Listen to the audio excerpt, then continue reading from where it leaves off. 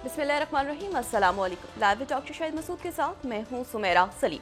Nasir supreme court ने बलोचिस्तान में हल्का बंदी चैलेंज करने की दरख्वास्त खारिज करते हुए कहा है कि किसी को इलेक्शन ताखीर का शिकार करने की इजाजत नहीं देंगे, जबकि इलेक्शन कमीशन ने आम इंतखाबात के लिए कागजात नामजदगी लेने वाले उम्मीदवारों के लिए हिदायतनामा जारी कर दिया है और इलेक्शन कमीशन ने वज़ीर आज़म के मुशीर अहद चीमा साहब को ओहदे से हटाने का हुक्म दे दिया है। इसके अलावा भी दीगर मौज़ूआत पर आज हम गुफ्तगू करेंगे। स्टूडियो में हमारे साथ मौजूद हैं डॉक्टर शाहिद मसूद। अस्सलाम वालेकुम डॉक्टर साहब।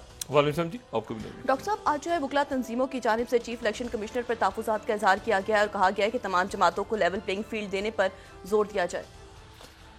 देखें जी, ये जो सुप्रीम कोर्ट बार एसोसिएशन और पाकिस्तान बार कौंसिल और बाकी जो वकला की तंजीमें हैं, उनकी तरफ से इलेक्शन कमीशन का जो रोल है, चीफ इलेक्शन कमिश्नर साहब जो हैं, चाहे काबिल एहतराम है हमारे लिए, उनकी जो गैर जानिबदारी है उस पर एक सवाल उठा दिए वकला ने। अच्छा, ये जो है ये और एक तरफ ये भी कहा गया है कि मौजूदा हल्का बंदियों के तहत एक बार एसोसिएशन की तरफ ये भी बात की गई है।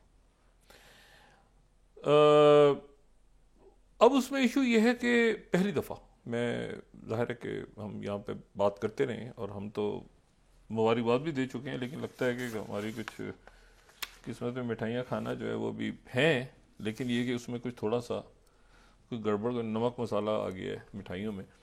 मुस्लिम लीग नून के लोग कुछ परेशान हैं आज थोड़े से। वो जो एक बिल्कुल था ना टेके वाला कि बस मसला कुछ नहीं है, 2/3 या सादा अक्सरियत, तो वो आज थोड़े से वो जो है वो परेशान नज़र आ रहे हैं। एक तो देखें ये बात पहले उनकी तरफ से हुई थी कि जी टूटा फूटा इत्तेहाद या मतलब है कि लंगड़ी लूली हुकूमत, सादा अक्सरियत नहीं होगी तो हम नहीं लेंगे हुकूमत और इस तरह की बात। लेकिन अब जो मंजरनामा बन रहा है उस मंजरनामे में तो एक तो जो इस्तेकाम पाकिस्तान पार्टी है पंजाब में, वो किसी सूरत भी वो जो बात हुई थी हुमायूं अख्तर साहब की कि वो उन्होंने कहा था कि पार्टी लोग इसलिए नहीं ज्वाइन कर रहे कि कुर्बानियाँ ही देंगे, उससे लड़ेंगे इलेक्शन, तो वो उन सीटों पे तो वो समझौता किसी सूरत नहीं करने जा रहे। और वो ज़ाहिर है उनकी स्ट्रेंथ तो पंजाब में ही है, जहांगीर तरीन साहब की ज़्यादा स्ट्रेंथ मतलब और अलीम खान साहब की ज़ाहिर है पंजाब में ही। तो पंजाब में अगर वो 40 सीटें या यानी 30 सीटें या 20 सीटें या सारी और वस्ती पंजाब भी और ये भी और वो भी सारा लेते हैं, तो वो इसी तरह से जो मुस्लिम लीग काफ है उनका भी कहना ये है कि हमें सीट चाहिए भाई। ऐसा तो नहीं है कि वो वहाँ से जो है वो मुस्लिम लीग नून की हमायत करेंगे तो बैठ जाएंगे वो ऐसा तो नहीं होगा ना। तो गुजरात से भी देना पड़ेगा, इधर से भी देना पड़ेगा, उधर से तो। और इसी तरह से जो अगर MQM कराची से सीट की बात उन्होंने ऑफ़र की है अभी तो, लेकिन मेरी कुछ अभी सरकारी इलामिया तो नहीं आया उनकी तरफ से और हो सकता है इस बात की तरदीद भी हो जाए, लेकिन एक ख्याल उनके यहाँ ये पाया जाता है कि जी हमें भी फिर पंजाब से सीट दी नहीं जाए। हम कराची से अगर सीट दे रहे हैं तो कराची तो हमेशा और शहरी इलाके कुर्बानियाँ देते रहे हैं, तो मतलब यहाँ से जो है यहाँ से बाहर के लोग आके सीटें लेके चले जाते हैं, तो हमें भी बाहर सीट दी जाए, बाहर से बुला दी गई दूसरे सूबे में। तो ये अब किस तरह से मामला होगा मुस्लिम लीग नून का ये वाज़ेह नहीं है अभी। और ये भी अभी तक मैंने कहा ना, ये सब बंदियां अभी क्लैरिटी होगी, लेकिन यहाँ थोड़ी सी परेशानी मुस्लिम लीग नून में है। और उसकी वजह ये है कि एक तो वो कह रहे हैं कि छोटी छोटी बातों में असल में इस वक्त मैंने समझाया फिर मुस्लिम लीग नून के मतलब हौसला रखे हैं। वो जो रहनुमा उनके थे वजीर आने वाले दिनों में होंगे हैं ही, बल्कि वो कंटिन्यूटी में चल रहे हैं। तो वो जो है वो तो मतलब है कि वो मुझे कहते हैं कि डॉक्टर साहब ये PTI के लोग कुछ रिहा क्यों होना शुरू हो गए। मैंने कहा क्या मतलब है यार, मरवा साहब रिहा हुआ है और कहते हैं नहीं इनको तो ये तो लोग मतलब ये तो तय था कि इन सब ने अंदर रहना है। मैंने कहा यार ये तो बड़ा अजीब सा मसला है, ये तय था। अच्छा, कह रहे हैं हाँ में तो किसी ने बाहर नहीं आना था, ये कैसे निकल के आ रहे हैं। तो मैंने कहा अदालत से पूछें कहाँ तय हुआ क्या था, मेरी तो कोई इतला नहीं है कि ऐसा मामला तय हुआ था। आइन और कानून अपना रास्ता लेगा। तो वो थोड़ी सी जो है ना वो उनको ये हो रहा है कि जी। और फिर ये ख़ास तौर पे सरफराज बुगटी साहब का बिल्कुल मामला परवेज इलाही साहब की तरह वो ले रहे हैं, जो कल भी मैंने बात की थी। परवेज इलाही साहब कहते हैं ना, मैं उधर जा रहा था तो कॉल आई, तो मैं, वो कहते हैं कॉल तो नहीं आई, ये खुद गए हैं क्या, क्या वो चक्कर? मैं कहा जी मुझे तो नहीं पता, आप बताएं, आप इख्तियार में हैं तो ये क्या है? तो फिर वो थोड़ा सा, तो मियाँ साहब भी, मैंने फिर उनसे, मैंने कहा मियाँ साहब को, नवाज शरीफ साहब से कहें फ्यूचर का प्लान दें, मतलब माशी और सिक्योरिटी और ये सारे मसाइल। तो लेकिन वो मियाँ साहब जो है वो जाहिर है कि 2000 नहीं 1999 या 98 या 99 या जो भी साल है, तो मियाँ साहब बता रहे हैं कि उसमें तरक्की हुई थी और जाहिर है कि मोटरवे बनी थी, अगर वो रहते तो और बन जाती, सारी हो जाती। लेकिन ये कुछ सबबंदी अभी वाजे नहीं है, ठीक है, सबबंदी जो है वो किस तरह से होगी अभी वाजे नहीं है, और कैंडिडेट भी वाजे नहीं है। मियाँ साहब खुद होंगे तो मरीम नवाज साहिबा पंजाब की फिर वज़ीर आला होंगी, जो मुस्लिम लीग नून के लोग कह रहे हैं, और कह रहे हैं ये देखें शाहिद खान के साथ क्या हुआ है। तो मतलब ये तो मरीम नवाज साहिबा देखें, मतलब जैसे जरदारी साहब का है कि बिलावल हूँ मेरी ज़िंदगी में आ जाए, इसी तरह नवाज शरीफ साहब बहुत ज़्यादा खुद में अपने आप से ज़्यादा मरीम साहिबा में इंटरेस्टेड है। ये बात मैं कई दफ़ा पहले भी कह चुका हूँ कि मरीम नवाज साहिबा जो है वो पॉलिटिक्स में उनके सामने एंटर हों और फिर उनका अलम लेके आगे चलें, क्योंकि जाहिर है कि बाकी बच्चे बहुत ज़्यादा सियासत में एक्टिव नहीं हैं। अब मरीम साहिबा जो हैं वो जाहिर है पंजाब को संभालती हैं या मरकज़ में आती हैं या किस तरह से, लेकिन वो जाहिर है कि एक्टिव हैं, बहुत एक्टिव हैं मरीम, और जो है, लेकिन इसमें फिर वही बात है ना कि ये फिर पीपल्स पार्टी अपोजिशन में बैठेगी, पीपल्स पार्टी एक्टिव है, वो भी एक्टिव हो गई, उन्होंने अभी हथियार नहीं डाले अचानक, ये यूँ समझ लें कि जो हथियार पड़े हुए ज़मीन से अचानक उठा के तेज करके उन्होंने जो है तलवारें उठा ली हैं। ये सरफराज बुगटी आ रहे हैं, इधर जरदारी साहब एक्टिव हो गए हैं, तो वो मतलब है कि मतलब अभी ये कोई जरदारी साहब का एक्टिव होना और सरफराज बुगटी साहब का इधर से उधर जाना, आते आते ऐसे यूँ नहीं होता, टर्न ले लिया, हाँ नहीं टर्न नहीं, वो पीछे मुड़ वाला नहीं होता, तो मतलब सीधा चल पीछे मुड़, वो तो ऐसे करके जो हुआ है ना, उस पर ये परेशान है कि ये क्या है, ये सरफराज बुगटी इधर से आते आते कैसे निकल गए। तो मतलब है कि ये थोड़ी सी गड़बड़ है। तो मैंने उनको हौसला का हौसला रखा, कोई मसला नहीं है। कहते फिर वकील, ये वकला, सुप्रीम कोर्ट बार छोड़ें, आप आगे का सोचें, ये तो फॉर्मेलिटीज हैं, पूरी होती रहेंगी इलेक्शन वगैरह, लेकिन परेशान ज़्यादा थे। तो अभी सबबंदियाँ वगैरह होंगी, थोड़े से दायरे ऐसे दिन है कि जिसमें परेशानी वगैरह हो जाती है, और उधर वो दूसरे रेफरेंसेस दायर हो रहे हैं जो तहरीक इंसाफ की क़यादत है, उन पे तो कोई किसी किस्म की अभी फ़िलहाल जो है वो नरमी नज़र नहीं आ रही। ये रेफरेंसेस करप्शन के, नैब के रेफरेंसेस, और उसके बाद इन जेल का ट्रायल और ये सारा, उसके ऊपर वो हाई कोर्ट से रिजू किया है दोबारा, तो देखिए कि क्या वहाँ से सिलसिला होता है। अच्छा, उन पे कोई नरमी है नहीं बिल्कुल किसी भी किस्म की, मगर थोड़ी सी भी होती है ना तो यहाँ परेशानी शुरू हो जाती है कि ये कैसे हो रहा है, ये क्यों है, ये बिल्कुल होता है ना कि मतलब ऐसे कर दो तो बस, और ऐसे कर दो, मतलब थोड़ी सी यार, इतनी सी तो स्पेस छोड़ दें उनको, सांस तो लेने दें लोगों को, तहरीक इंसाफ वालों को। कह रहे नहीं, ये तो गद्दार वतन है इनको सांस लेने की इजाज़त भी नहीं है, तो एक अच्छा वही तो ये तो अच्छा। तो देखिए इलेक्शन से पहले अब सबबंदी होती है किस तरह से, मियाँ सब किस तरह सादा अक्सरियत लेते हैं या इत्तेहादियों के साथ आते हैं। बारह एक स्टेबिलिटी मुल्क को चाहिए, एक ऐसी हुकूमत चाहिए जो कि कंटिन्यू करे स्टेबिलिटी के साथ, बहुत ज़्यादा बड़ी काबीना ना हो, कम इत्तेहादी हों, बहुत ज़्यादा 30-35 से ज़्यादा वज़रा ना हो, तो मतलब मुल्क आगे चले और मुल्क का सोचना चाहिए। अच्छा, दूसरी जो बात है, देखें एक साल है अभी, अच्छा ये हमारे जो इलेक्शंस की तारीख है ना 8 फरवरी जी, इससे पहले एक और इलेक्शन होना है, बड़ा अहम इलेक्शन, और वो इलेक्शन हो रहा है 13 जनवरी को। अच्छा, और वो उसको बहुत अहम कह भी सकते हैं, एक तरह से नहीं भी कह सकते, क्योंकि जो जियो पोलिटिकल और जियो स्ट्रेटेजिक पॉलिसीज हैं उस पर शायद बहुत ज़्यादा फर्क ना पड़े, लेकिन शायद पड़े भी, और वो ताइवान के इलेक्शंस हैं। अच्छा, ताइवान के जो इलेक्शंस हैं, देखें ताइवान जो है वो जाहिर है कि चाइना उसको अपना हिस्सा समझता है।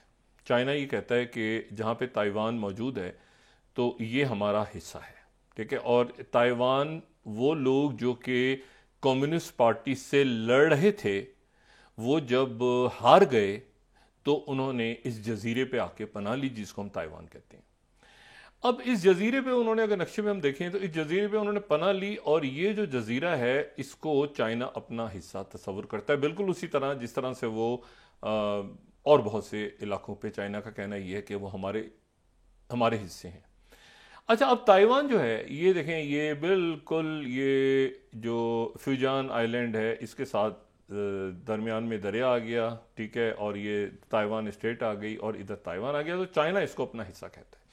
ताइवान में इलेक्शंस हैं और वो इलेक्शंस हैं 13 जनवरी को, और 13 जनवरी के इलेक्शंस में 2 कैंडिडेट्स को पहले लेना। एक कैंडिडेट जो हैं वो हैं जो चाइना की वो पार्टी जिस पार्टी ने, जो नहीं सबसे पुरानी पार्टी है ताइवान और चाइना को अगर मिला के गए तो सबसे पुरानी पार्टी है, और वो जो पार्टी उनकी केएमटी है।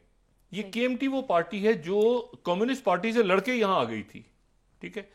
तो कम्युनिस्ट पार्टी के जो रहनुमा है जिनकी दरमियान में तस्वीर है, अगर हम इसको चार्ट को बड़ा करके दिखाएं, जो दो दरमियान में हैं वो केएमटी के उम्मीदवार हैं। अच्छा, केएमटी के जो उम्मीदवार हैं हुआ यूआई, ठीक है, माजरत अगर मैं गलत उसके प्रोनाउंस कर रहा हूं, तो ये जो केएमटी के सरबराह हैं जो कि चाइना से अलग होकर यहां आ गए थे, और इन्होंने, ये जो पार्टी है ये चाइना की तरफ है इस वक्त। ये कमाल की बात देखें कि ये चाइना की तरफ है और इनके जो रहनुमा है वो चाइना जा रहे हैं और आ रहे हैं और जा रहे हैं और आ रहे हैं, यानी ये यानी वह ताइवान में बड़े सेंसिटिव मामला है, तो ये अपने आपको प्रो चाइना नहीं कहते, चाइना से अच्छे ताल्लुका चाहते हैं। सही। और जो इस तरफ शख्सियत मौजूद हैं जो कि लाई चिंग-ती हैं, वो जो है वो डीपीपी, वो पार्टी जो आप समझें कि चाइना के बहुत ज्यादा खिलाफ है, सही, और जिसकी मौजूदा हुकूमत भी है। तो इनका और दरमियान वाले, यानी एक चाइना के साथ वो पार्टी जिसको बिल्कुल चाइना के खिलाफ होना चाहिए, वो केएमटी, वो चाइना के फेवर में, और ये चाइना के खिलाफ, ठीक है, और अमेरिका के साथ ज्यादा करीब।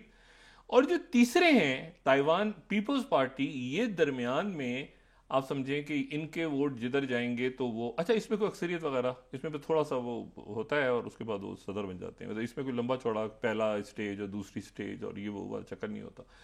तो ताइवान के इलेक्शन में 13 का भी फैसला हो जाएगा।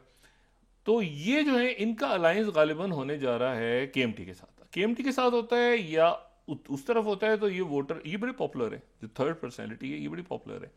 लेकिन ताइवान का इलेक्शन पोटेंशियली इंपॉर्टेंट है कि उसमें जाहिर है कि अमेरिका और जो चाइना है वो दोनों की नजरें हैं, पूरी दुनिया की नजरें चाइना के इलेक्शन पे। ताइवान का इलेक्शन जो है वो भी एक नया ग्रेट पावर गेम जो है उसका एक हिस्सा है, ताइवान का इलेक्शन भी। दूसरी जो बात है वो ये है कि धड़ाधड़ राय अम्मा के जायजे आ गए अमेरिका में, और इतने तेजी के साथ आ रहे हैं क्योंकि एक साल है ना पूरा, तो वो एक साल पहले वो उन्होंने पूरी कंपेन शुरू हो गई कि इस वक्त लोग क्या सोच रहे हैं। तो लोग क्या सोच रहे हैं, तो सबसे पहले तो न्यूयॉर्क टाइम्स ने आज जो है वो ये कहा है कि जी पोल्स में wide disapproval of Biden on Gaza, पहली slide, and little room to shift gears. अब जगह भी नहीं है कि थोड़ा सा भी उसमें कहीं आगे पीछे हुआ जाए।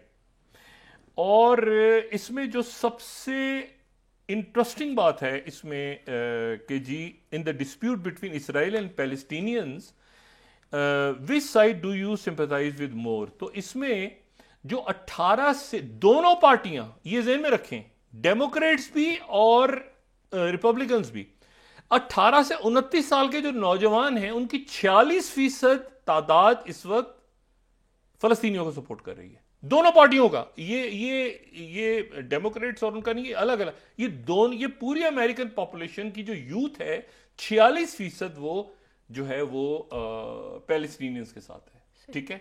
और जो ग्रे एरिया दरमियान में वो कह रहा है कुछ नहीं पता। दूसरी स्लाइड अगर हम देखें, इसमें दूसरी स्लाइड अगर हम देखें कि कौन से लोग ये कह रहे हैं कि जी बाइडेन ने सही हैंडल किया है गजा को, तो 33% कह रहे हैं कि ठीक किया है, और 57% कह रहे हैं कि गलत किया है, ठीक है।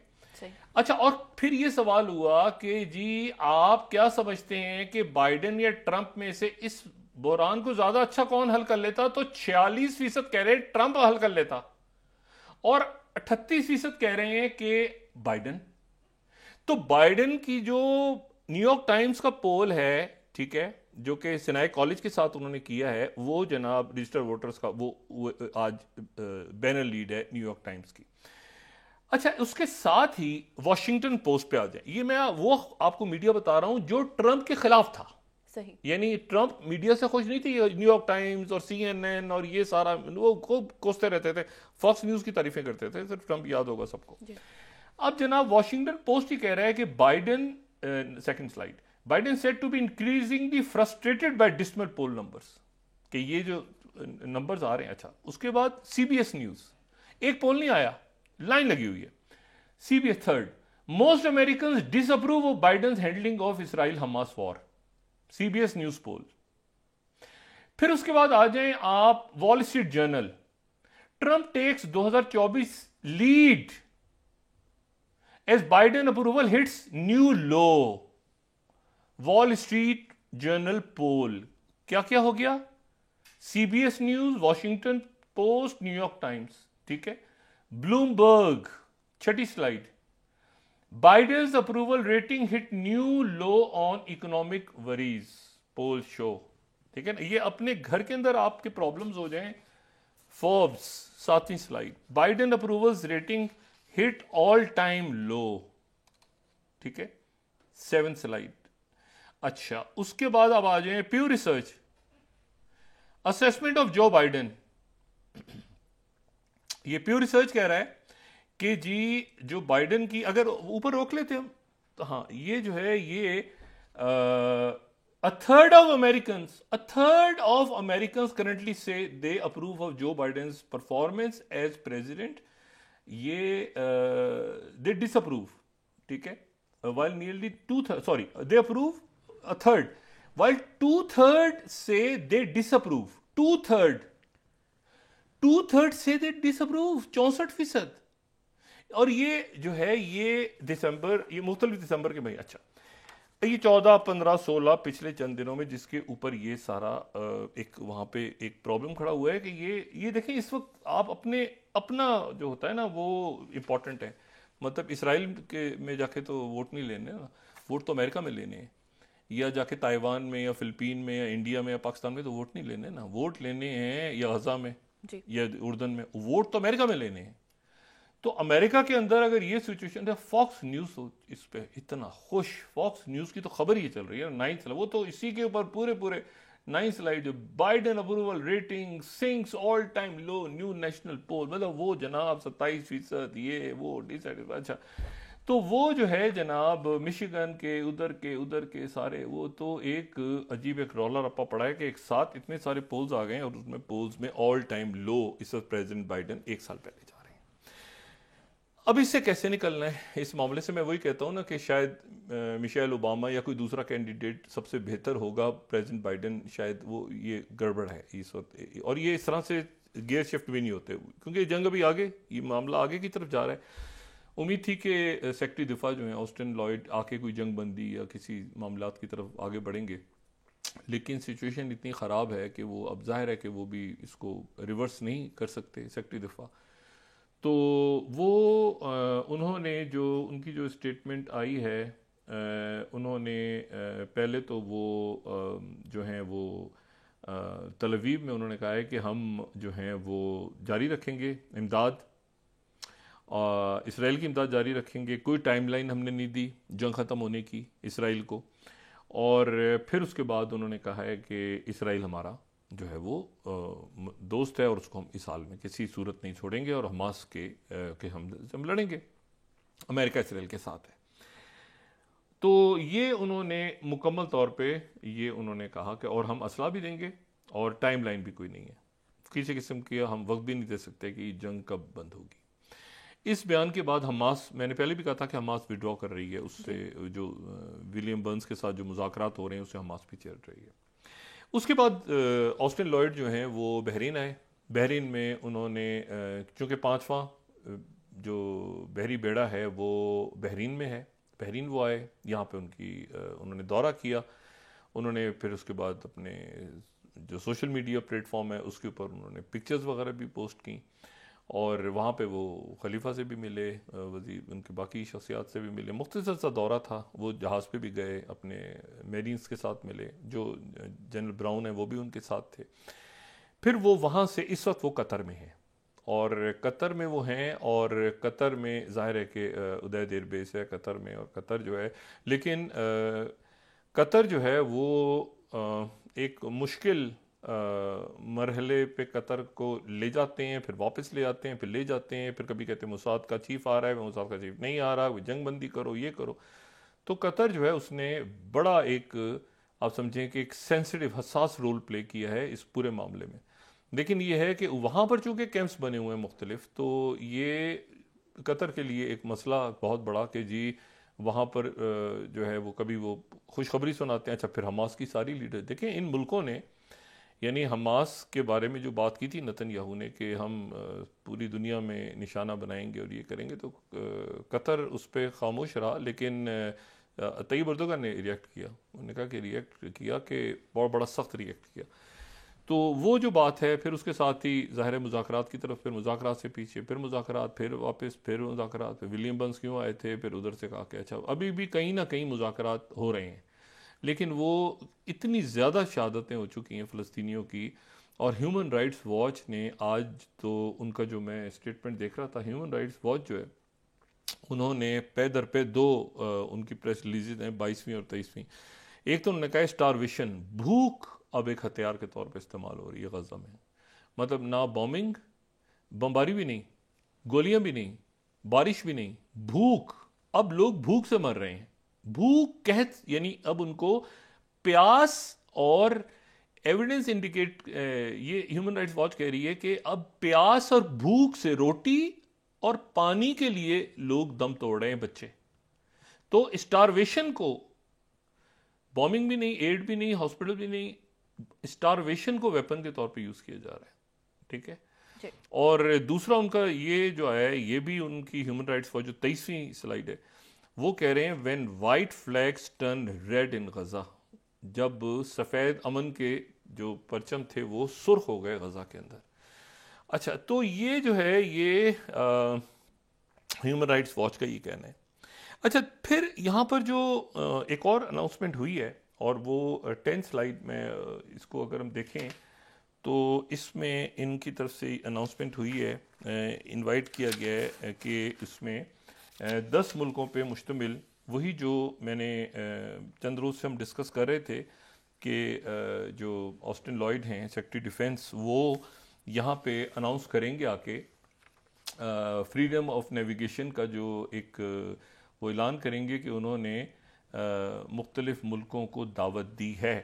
अच्छा, अब वो जो दावत दी है उन्होंने मुख्तलिफ मुल्कों को, तो वो ये हम पहले बात कर चुके हैं कि यहाँ पे मुख्तलिफ जो फोर्सेस हैं वो ऑलरेडी मौजूद हैं, जो कंबाइंड मैरीटाइम फोर्सेस हैं। ठीक है ना, CF 150 है, CTF 150 है, CTF 151 है, कंबाइंड मैरीटाइम फोर्सेस। CTF 152 है, 153, तो 153 ऑलरेडी काम करी, 154 अभी बनना था, ये हम पहले डिस्कस कर चुके हैं। तो लेकिन उसमें वो अब नई जो फोर्स है उसको बनाने का एक ऐलान हुआ है, और नई फोर्स में अब उन्होंने तो कहा है कि 10 मुल्क उसमें शरीक होंगे। 10 मुल्कों को उन्होंने दावत दी है, और उन 10 मुल्कों में बहरीन भी है, उन 10 मुल्कों में बरतानिया है, उनमें स्पेन है, उसमें नीदरलैंड है, उसमें जो है वो अमेरिका खुद है। लेकिन इसमें इशू ये है कि इन 10 मुल्कों को दावत तो दी है, लेकिन मतलब वो क्या वो मुल्क प्रॉपरली, इसका कनाडा है, इटली है, ये सारे मुल्क हैं। क्योंकि इशू देखें, ये जो बहर अहमर का एक इशू है ना, कि इसमें यानी इससे पूरी दुनिया इफेक्ट हो रही है। इसराइल तो क्योंकि ये जैसे कुछ ऐसे देखें ना, जैसे ब्रिटिश पेट्रोलियम है या बाकी, तो और इससे चाइना भी, और उधर से फार ईस्ट के ममालिक जो मैंने कल भी बात की थी। तो ये दुनिया का एक बड़ा कंसर्न हो रहा है इस वक्त कि ये किस तरह से हुतीस को कहा जाए कि आप जो हैं वो ये यहाँ पे, वो कहते हैं कि सारे जो जहाज़ हैं ये वहीं से इसराइल से लिंक्ड है। तो हुतीस का रिएक्शन बड़ा सख्त है। अब इसमें या तो ये होगा कि जो मतलब अब ये बहरहाल हुती, क्योंकि ये फोर्स की अनाउंसमेंट हो गई तो हुतीज का रिएक्शन बहुत सख्त आया। उन्होंने ये कहा है, हुतीज ने, उन्होंने कहा कि सारी दुनिया की फौज अगर जमा हो जाए, सारी दुनिया की फौज, ये 10 मुल्कों की नहीं, तो भी हम लड़ेंगे इसराइल से और फलस्तीनियों के लिए लड़ेंगे, और चाहे उसके लिए हम सब मर जाएं, सारे के सारे हमारे लोग खत्म हो जाएं, हम सारे अपनी जानें दे देंगे, लेकिन हम फलस्तीनियों का साथ नहीं छोड़ेंगे।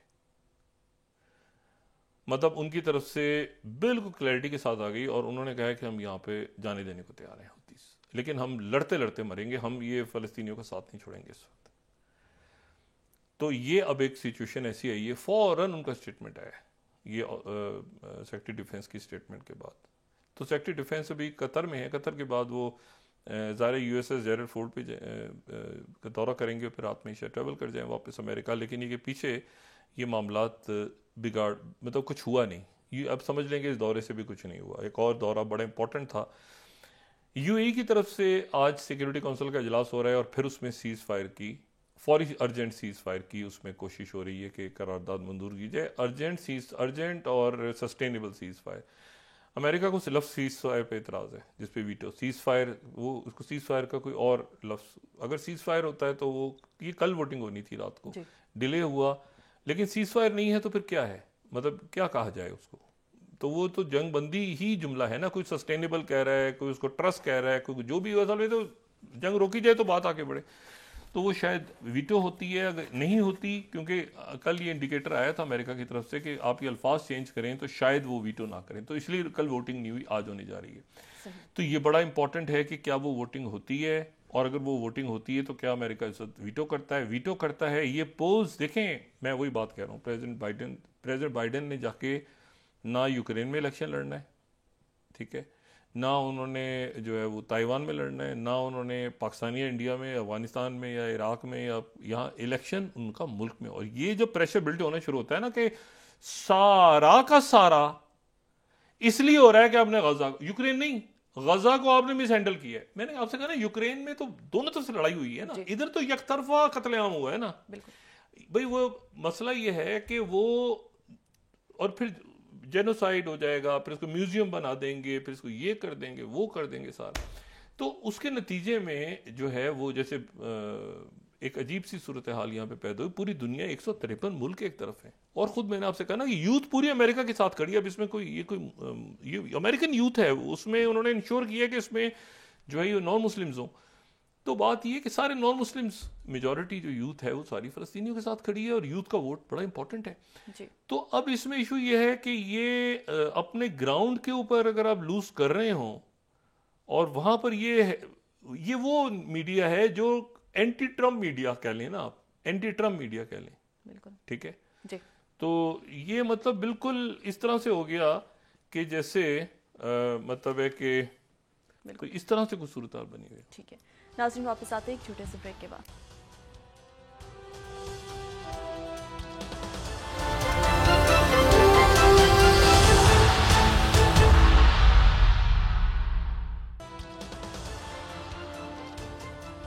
वेलकम बैक नाज़रीन। डॉक्टर साहब, ये शबबंदी कब तक वाज़ेह हो जाएगी? ये देखें, अभी पेपर्स, नॉमिनेशन पेपर्स, और उसके बाद फिर जमा होंगे, फिर उसके बाद किस किस को कहाँ से टिकट मिलता है, ये अगले 10, 12, 15 दिन उसमें ये बिल्कुल क्लैरिटी आ जाएगी। और फिर कौन किसके हक में बैठता है, कौन खड़ा, मतलब वो एडजस्टमेंट, ये सारा 15 दिन, अगले 15 दिनों में ये क्लैरिटी आ जाएगी कि सीट एडजस्टमेंट्स भी कैसे हो रही हैं, और किसके, मतलब बिल्कुल क्लैरिटी आ जाएगी कि यहाँ से पीपल्स पार्टी की एडजस्टमेंट इसके साथ हो गई, वो शख्सियत वापस ले रही है पेपर, मतलब वो बिल्कुल ये क्लियर हो जाएगा, और कौन सा उम्मीदवार कहाँ पे खड़ा है और किसके मुकाबले में कौन खड़ा है, ये बिल्कुल क्लैरिटी के साथ चीज़ें सामने आ जाएंगी। और मैदान में जाहिर है कि मुस्लिम लीग नून आगे अभी तक, तो असल में ये वक्त ऐसे होता है ना कि थोड़ी छोटी बात पे परेशान हो जाते होते, ये कैसे हो गया, ये कैसे हो गया, ये, लेकिन वो चलता है, ये जो है ना, ये शबबंदियाँ आगे कैसे होती हैं, वो तहरीक इंसाफ तो नहीं कहीं, ये दोबारा तो नहीं कहीं इधर उधर, अच्छा ऐसा तो नहीं कि वर्चुअल कहीं ज़मीन पे चलते हुए आ जाएं उस दिन तो जलसे में से, मतलब ये जो है ना, ये इशू एक अपनी जगह मौजूद है।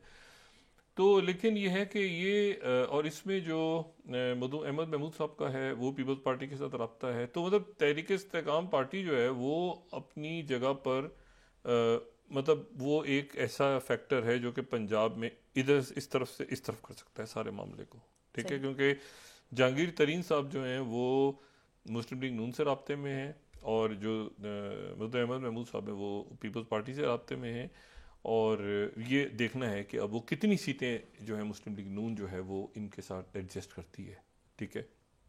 केपी की पिक्चर तो समझ ही नहीं आ रही, खैबर पख्तूनख्वा की, वहाँ तो मैं कुछ नहीं कह सकता कि किसका इत्तेहाद किससे होगा, वो तो बिल्कुल कोई वहाँ से तो अभी तक कोई इतला आई नहीं रही किसी किस्म की कि परवेज़ खटक साहब करेंगे या वो तहरीक इंसाफ से, मतलब परवेज़ खटक साहब तहरीक इंसाफ से इत्तेहाद ना कर लेंगे, मुझे ये भी डर है कि वो मौलाना साहब के साथ करेंगे, या क्योंकि पीपल्स पार्टी फाल होकर पीपल्स पार्टी ने ANP वगैरह ने अपने उम्मीदवारों का ऐलान कर दिया है, तो ये अब एक बड़ा आने वाले दिनों में एक सूरत हाल ऐसी बनेगी जो वाज़े करेगी कि ये, और स्टेबिलिटी की ज़रूरत है, मतलब होता है ना बहुत बड़ी काबीना तो 85 लोग 100 लोग, और फिर वो देखें फरवरी में इलेक्शन है, मार्च में आपके सामने IMF खड़ा होगा, मार्च में IMF खड़ा होगा और वो आपसे पूछ रहा होगा कि कितने टैक्सेस लगे, कितना रेवेन्यू आया, कितना खर्चा हुआ, क्या हुआ, कैसे हुए, खराजात कितने कम हुए, तो आपके सामने एक पहाड़ खड़ा होगा।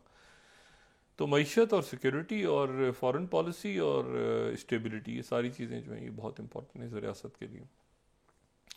अच्छा, दो चीज़ें ऐसी हैं आज, दो बातें बड़ी अनहोनी हुई हैं। एक तो ये कि हुतीज़ ने जो कहा कि जी ये इत्तेहाद बन भी जाए तो अब इसको, ये इत्तेहाद क्या हुतीज़ से लड़ेगा या क्या करेगा, कैसे होगा, ये अभी तक कोई क्लैरिटी नहीं। ये एक्चुअली इनवाइट किया है, इसका कोई फॉर्मल अनाउंसमेंट नहीं हुई है कि ये अनाउंसमेंट हो गई है सारी, क्योंकि ये ऑलरेडी यहाँ पे मैंने आपसे कहा ना कि ये जो सारे मुल्क हैं अगर आप ये देखें तो ये 39 कंट्रीज़ हैं, इसमें 39 मुल्क हैं, इसमें पाकिस्तान भी है। ये जो ममालिक है ना जो यहाँ पर बहर अहमर के अंदर, इसमें पाकिस्तान भी है, इसमें इंडिया भी है, इसमें सऊदी अरेबिया भी है, इसमें नेपाल भी है, इसमें ऑस्ट्रेलिया भी है, जापान भी है, इसमें ये सारे जो मुल्क हैं, इसमें ईरान भी है, इसमें सब सऊदी अरेबिया सब हैं इसमें, ठीक है। ये अगर हम देखें ना इसको, ये सारे जो मुल्क हैं ये ऑलरेडी यहाँ पर कंबाइंड मैरीटाइम फोर्सेस में हैं।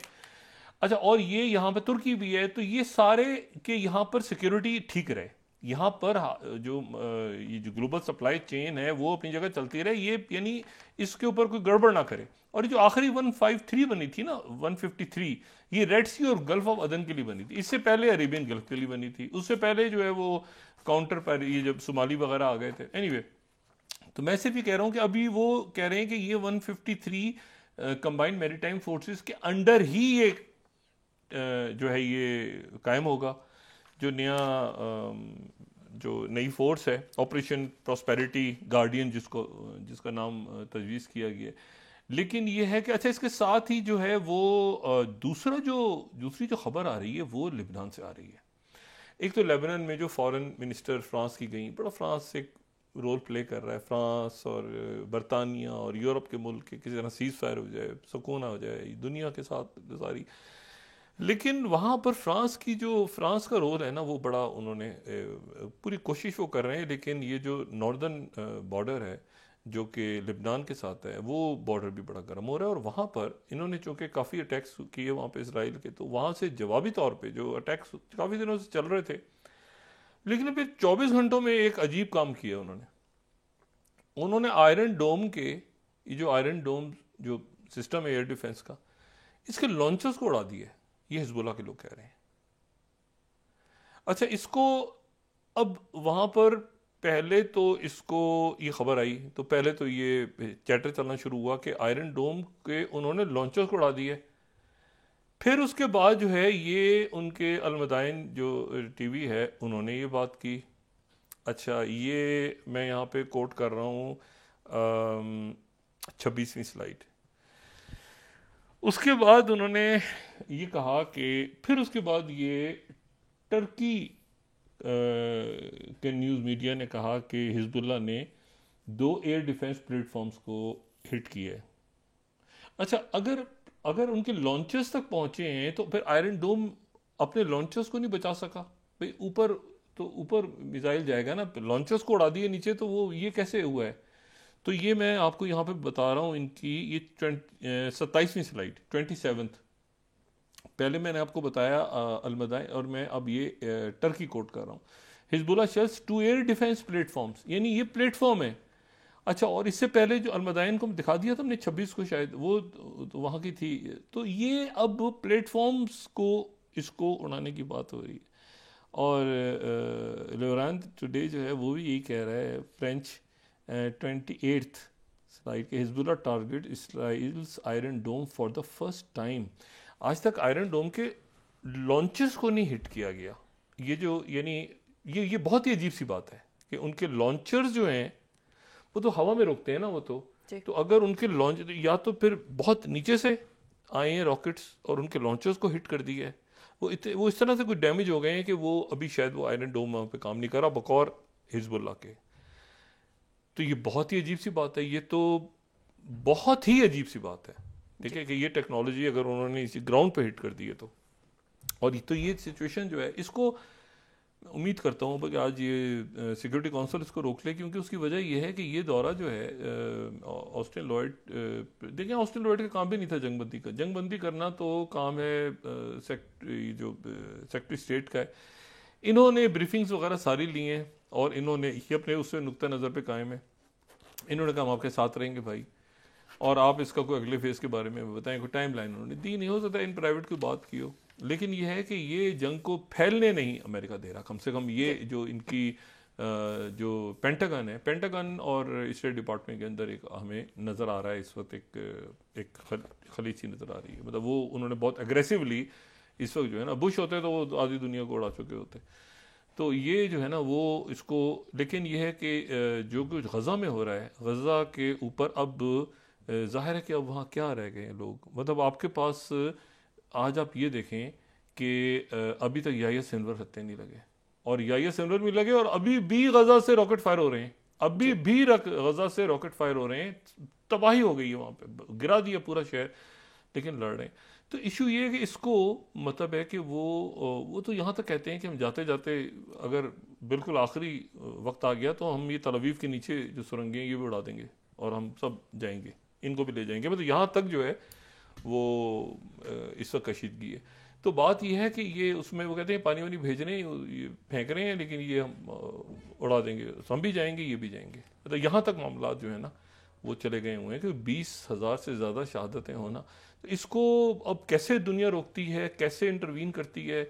अब ये सारे तवज्जो आ गई है बहर अहमर की तरफ। तो उधर क्या हो रहा है, उधर हिजबुल्लाह का, उधर फ्रांस ने बड़ा, उनकी जो फॉरेन सेक्रेटरी गई थी, फॉरेन मिनिस्टर, उन्होंने कहा है कि बहुत ख़राब है ये हालात बॉर्डर के, और उन्होंने मुलाकातें वगैरह की हैं। लेकिन जाहिर है कि वो अगर उधर से रॉकेट्स आ रहे हैं तो फिर इधर से भी जवाब जाएगा। फिर वो उनकी भी जो कोशिश थी कि इसको डी एक्सकेलेट करें वो नहीं कामयाब हुई फ्रांस की भी। तो देखते हैं कि अगले 24-47 घंटों में, दरमियान में इसमें आप देखें कि प्यूटिन जो है वो यूक्रेन, सारी तवज्जो यूक्रेन से हटी और प्यूटिन यूक्रेन ले गए, और ताइवान का इलेक्शन, और उधर से आर्मीनिया, अजरबैजान, उधर से ये, उधर से वो, आगे पीछे दाएं बाएं। और फिर ये जो नई पिक्चर होगी इसमें कहीं फिर चाइना अपनी एंट्री अंतरी मारेगा जी। और वो नया जो भी सिलसिला होगा वो पुराने जो लोग हैं जिन्होंने बर्बाद किए वो तो नहीं तरतीब देंगे ना जी। बहुत शुक्रिया डॉक्टर साहब। नाज़रीन, इसके साथ ही आज का प्रोग्राम अपने इख्तिताम को पहुंचा। मुझे सुमेरा सलीम को दीजिए इजाज़त। अल्लाह ने के बाद जी डॉक्टर साहब, अपने दोस्तों रिश्तेदारों को दुआ के लूँगा। सब ख्याल रखिएगा। अल्लाह हाफ़िज़।